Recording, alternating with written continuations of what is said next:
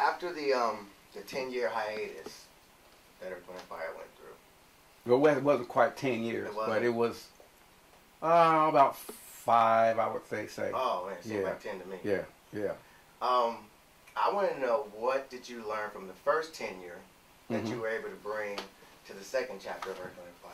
Well, I was always doing my own thing because in Earth, Wind & Fire, I had a role to play, kind of like a Super Bowl team, where you have your things that you do, but there was so much more that I had to express from vocally and as a musician, that I needed that outlet, and always took that outlet on the side to do my own thing,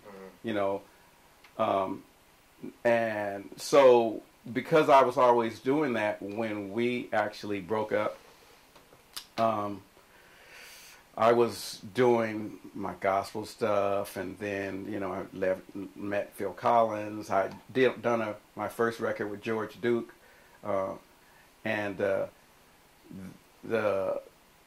Chinese Wall album that Phil produced with the record Easy Lover on it, that we wrote at the end of the session because we just needed one more song. Wow. It catapulted me into a whole nother atmosphere, a whole different thing, because when you look at a whole pie, back in the day, well, maybe a third of that pie is R&B, no matter how successful that artist is. The total pie is pop. When you talk about, no matter where you're driving or how far you drive into the desert or mountains, you're going to still hear certain radio stations. Yeah. That's pop. Okay. So because you're able to, your music is exposed to so many more people, the potential that you have to sell records is so much greater. Yeah. So, with Phil, doing that record, really exposed me to, and it was an international success as well. Okay.